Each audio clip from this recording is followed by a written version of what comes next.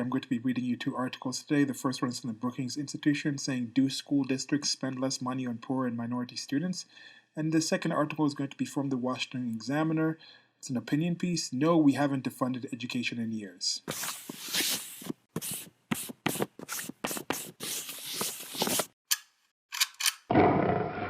So some background on this. For some time, I've been aware that certain areas, certain school areas that don't perform that well, people say, throw more money to it. They need more funding. They need more this. They need more that.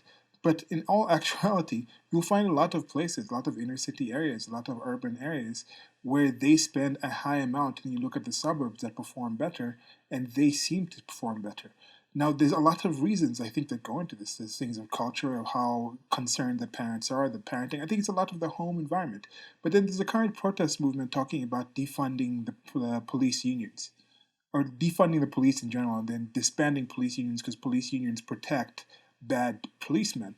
And there's this meme we're talking about the teacher unions looking when people are talking about defunding public unions, because there's also that part in the United States of America and other countries. Here in Kenya, there's a massive teachers union that seems to protest every single year. Now, I've had some experience with the teachers union here. I was teaching at a university for a while as part-time lecturer, developed a teaching course, and just the pay is very low. And back then, I was less politically interested and engaged and looking at how things work. And this is just one of those things that happens. Some of the first time you really get that one is when you really see that taxation. It was simply where I was working for a public university, doing all this thing, having zero funding, having to use my own resources to actually get things up, and then you get the paycheck and it's that measly amount, and then they take out their 35 to 40%, and you're just like, what's going on here? I mean, this is some added things when it's on all those things come together.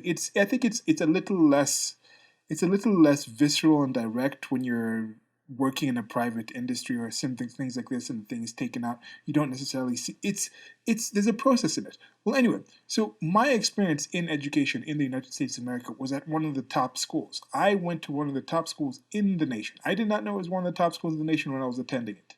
But after I started looking, because I was just assuming that most people in the United States of America had sort of a similar school experience that I did, then I finally went back and looked. It was like top 25 public school in the nation. I was like, wow.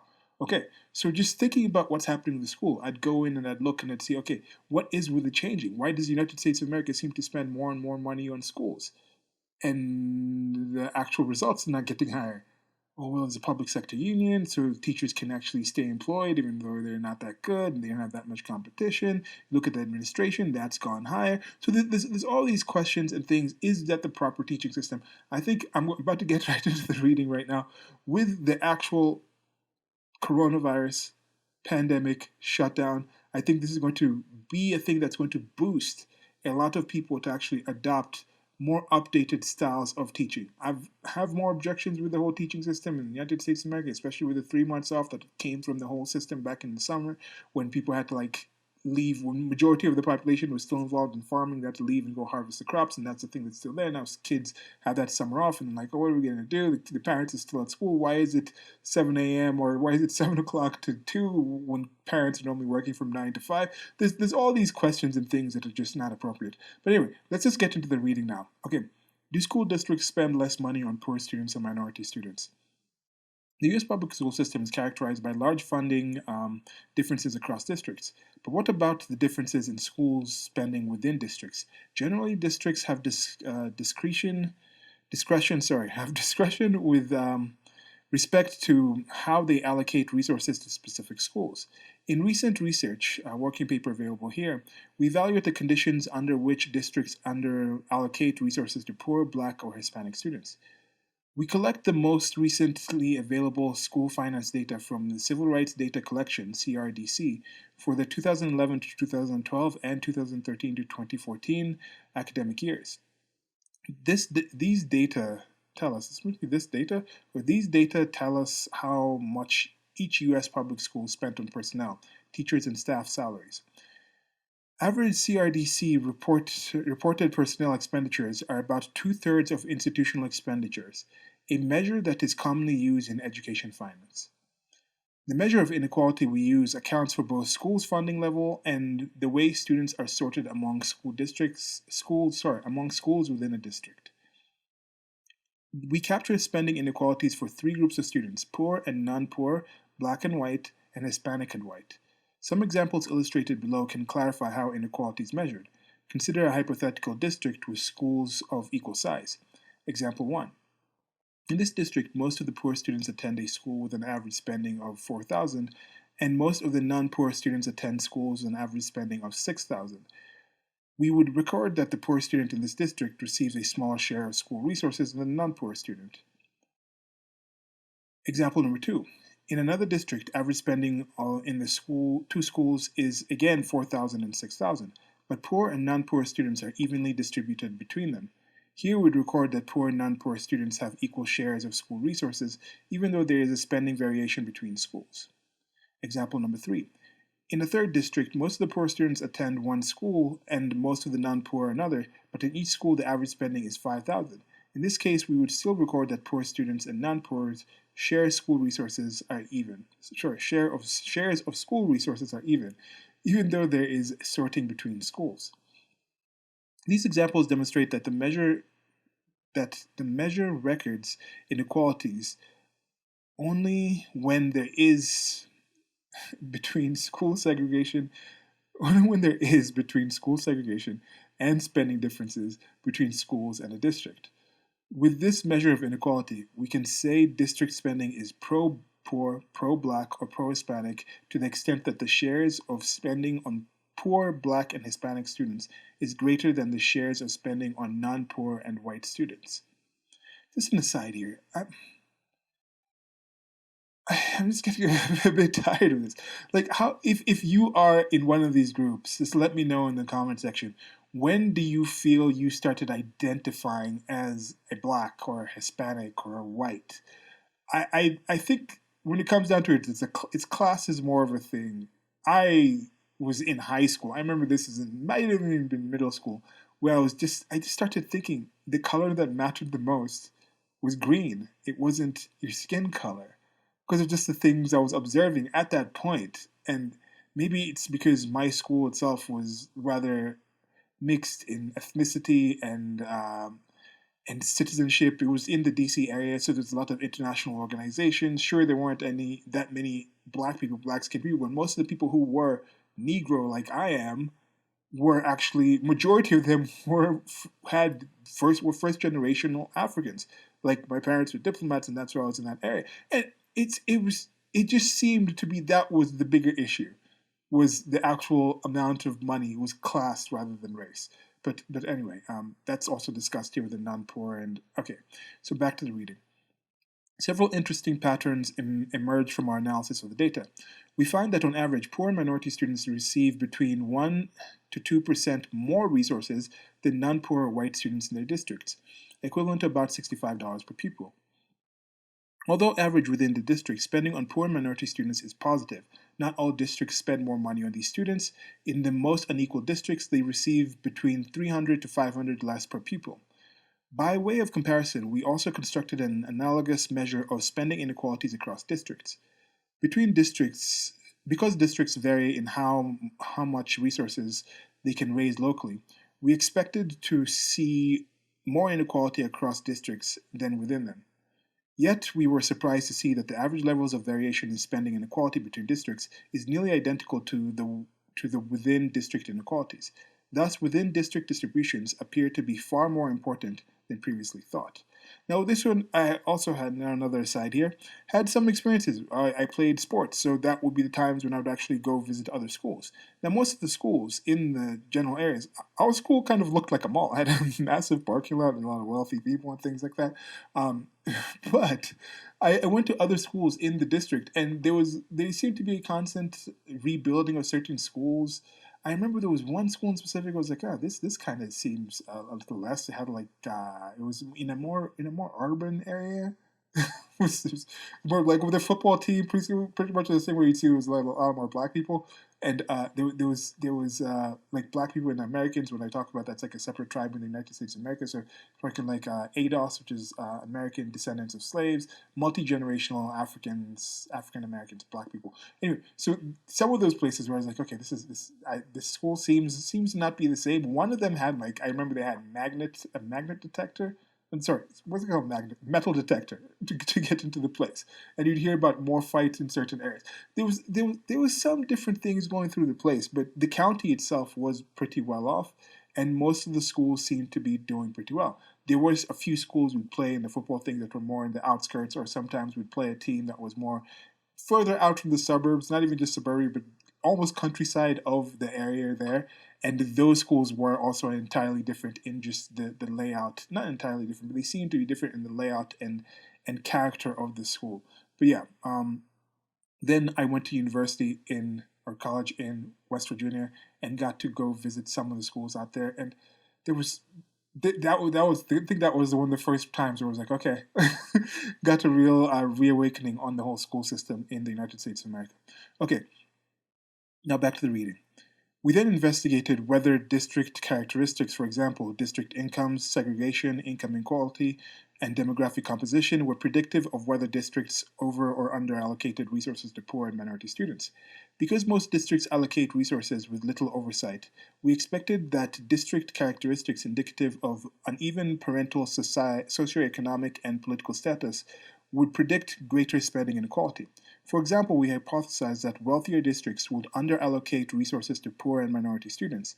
We reasoned that parents with greater resources could more effectively navigate the local political system, making it easier to secure a greater share of school spending for their children.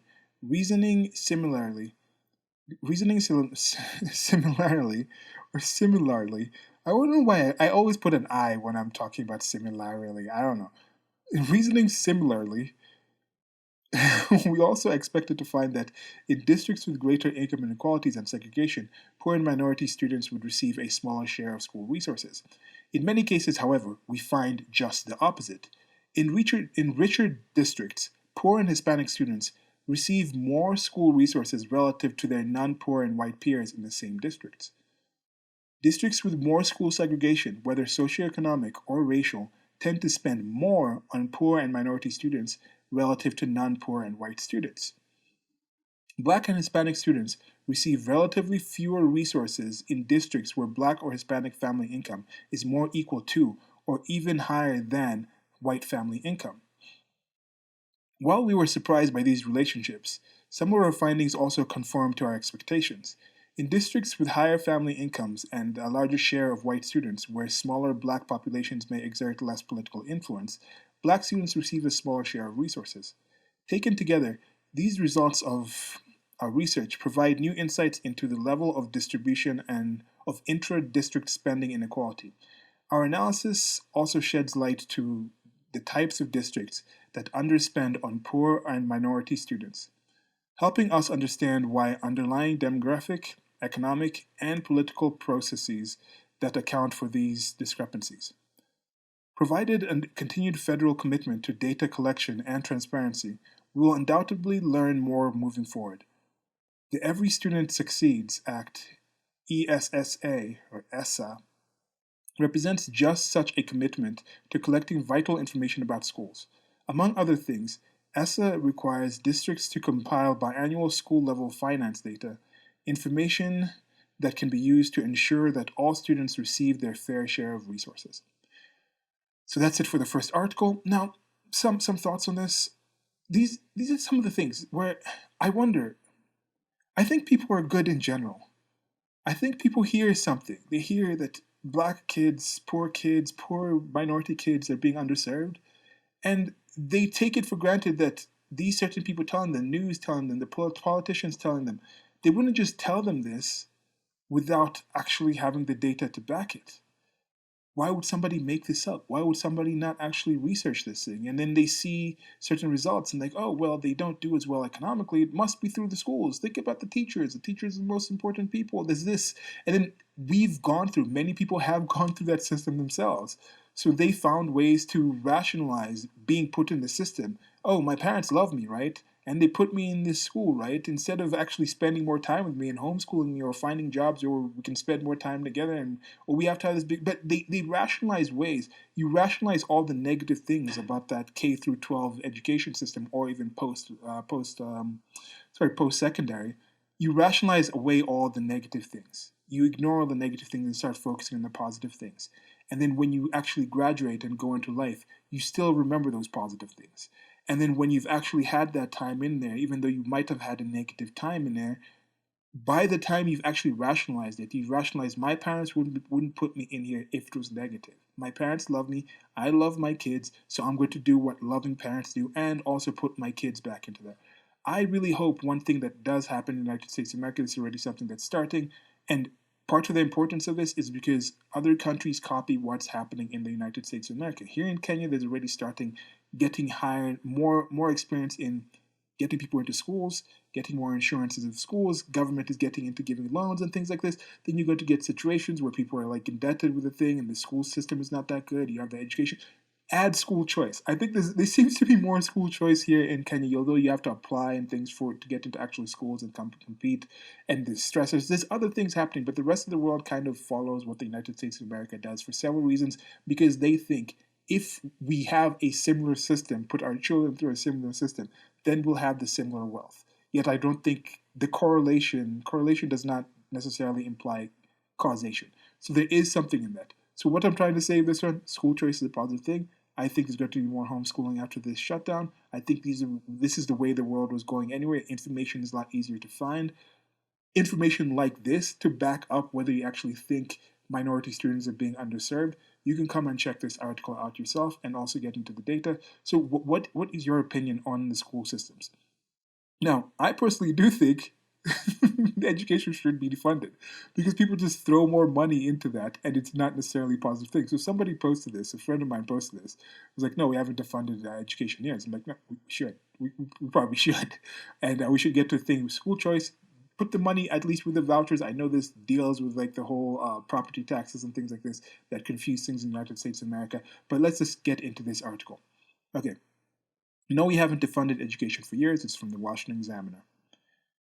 They say that if you repeat a lie often enough, it will become the truth. Several viral social media posts claim legislators have been draining education funding for years. A tweet from a high school football coach asserting that they have been defunding education for years has garnered over 500,000 likes in just a few days. This is from TJ McKay, Coach TJ McKay. Defunding the police sounds radical until you realize we've been defunding education for years. The problem is we haven't actually defunded education. We've done the opposite. On average, the United States currently spends over $15,000 per student each year, and inflation-adjusted K through 12 education spending per student has increased by 280% since 1960. In California, where the previously mentioned football coach resides, inflation-adjusted spending on K through 12 has increased by 129% since 1970. Furthermore, data with the U.S. Census Bureau shows that nearly a third of the state budget expenditures go towards education. This is a particularly pernicious myth in the education debate because increased education spending generally isn't associated with better results. Stanford University economist Eric Hanushek reviewed nearly 400 studies on the topic and concluded that there is no strong or consistent relationship between student performance and school resources. That shouldn't surprise anyone. Pouring more money into the same broken system won't fix the deeper problem. Government monopolies have weak incentives to cater to the needs of their customers by spending money wisely. Why won't this myth ever die? And why do defenders of government schooling monopoly fight so hard against legitimate data showing that we've clearly increased education funding substantially over time? Part of the problem might have to do with the media outlets often getting their basic facts wrong. False claims around education spending often go uncorrected, and corrections are likely to go unnoticed, especially when outlets drag their feet or make stealth edits.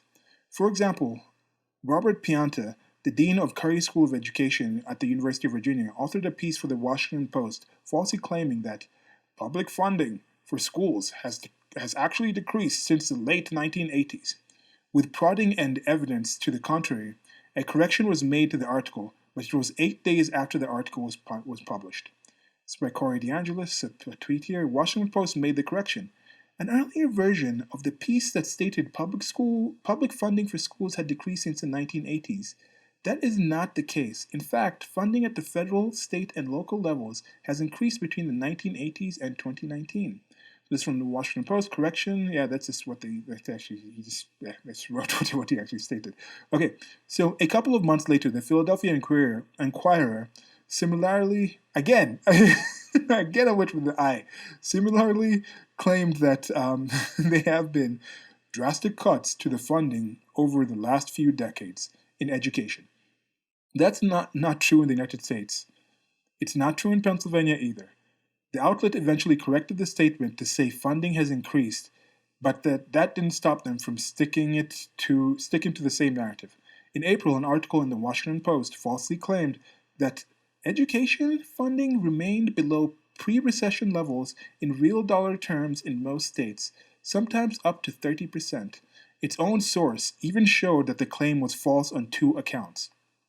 Real education spending actually increased in most states, and no state decreased funding by 30%. In May, an article in the New York Times falsely claimed that a year of U.S. public education costs about $400 billion. Its own source showed that they were off by a long shot. The U.S. spends about $739 billion each year on K through 12 education, about 85% higher than the original false claim. Also last month, the Washington Post claimed that D.C. schools spend $11,310 in base spending per student. That's extremely misleading. The most recent data from the U.S. Census Bureau shows that direct districts spend about $31,000 per student each year. The city's mayor also just proposed to further increase the district's education spending despite the expected economic downturn. The false claims consistently purport that we spend less than we actually do. In that sense, it shouldn't be a surprise. It shouldn't surprise us that so many people believe that we have been defunding education for years. And if the public believes America spends less on education, they will be misled to push policymakers to throw more money at the problem without fixing real systemic issues. One of the main issues with this approach is that too few dollars actually make it into the classroom. Benjamin Scaffardi's seminal report, Back to the Staffing Surge, outlines the problem with K-12 education funding in America today isn't the overall amount of dollars going into the government schools, but how those dollars are allocated by school district. Surges in staffing and administration bloat have become the norm across the country. From 1950 to 2009, student populations increased by 96%, while non-teaching staff increased by a whopping 702%. I need to repeat that. From 1950 to 2009, student populations increased by 96%, while non-teaching staff increased by a whopping 702%. Now, I think that's rather important, because just think about, on average in the 1950, how many kids were actually going to schools, how many public schools there were, and the increase and multiplication of the schools that has happened. And now you have a majority of kids in the United States of America, I think, going through some kind of schooling, and it's only a 96% increase there, but 702% on non-teaching staff. Non-teaching staff. Which, anyway. More recently, Scaffardi observed that between 1992 and 2014, real education spending per pupil increased by 27%, whereas real teacher salaries dropped by 2%. What makes defenders of the government schooling monopoly think that the money will actually make it into the classroom this time around? How can we change the system so that education dollars are spent wisely? How can we ensure that the money will be used to help students? These are the kind of discussions we should be having. There is a lot of room to debate the costs and benefits of pouring money into this current education system, but these discussions must be based on an agreed upon set of basic facts rather than emotions. So Corey DeAngelis is the Director of School Choice at the Reason Foundation and Executive Director at the Educational Freedom Institute. an adjunct scholar at the Cato Institute. Michael Nielsen is the board chairman at the Education Freedom Institute. And this is one promising thing I think about the United States of America.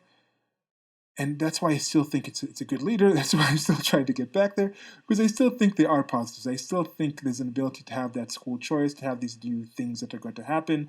The education system, schooling system in the United States of America is something that has stayed rather stagnant in structure for decades, much longer. Pretty much everything else in the United States of America that's done at a societal level has altered itself in massive ways. The way people go to work, the way people commute, the way people get their food, the way people get their news, the way people travel. There's so much that has changed. When you're talking about these massive public structure type of things, structural, systemic, systematic, or whatever kind of things, those things have changed, but the schooling system has maintained that structure.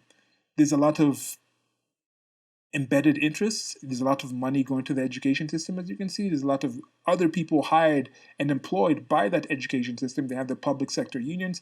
Even these non-teaching staff people are in public sector unions that also have a lot of influence on the politicians for votes, and there's a whole just indoctrination of the kids going through that system. They're going through a government system, then the state becomes your de facto parents, and then that builds some kind of Stockholm system or some kind of dependence on them. You imprint and you defend, and there's just so much mess in there.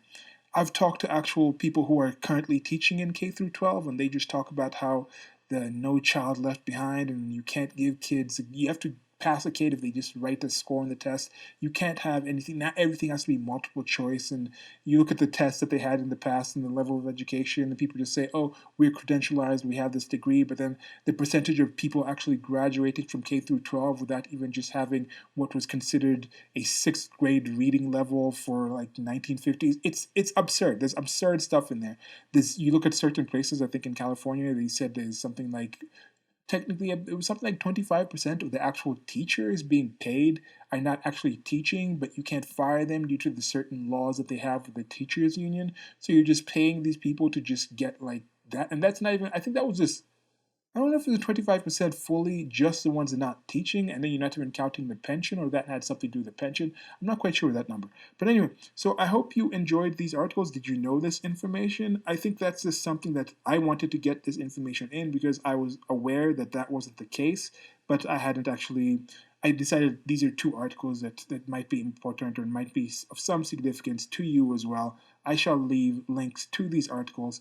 Like, share, subscribe. Let me know what you think. Let me know what your schooling system was or your schooling experience was, whether it was in the United States of America or elsewhere. Do you have any solutions or any suggestions to how to fix some of these things? I appreciate you taking your time to come read this. Till next time, goodbye.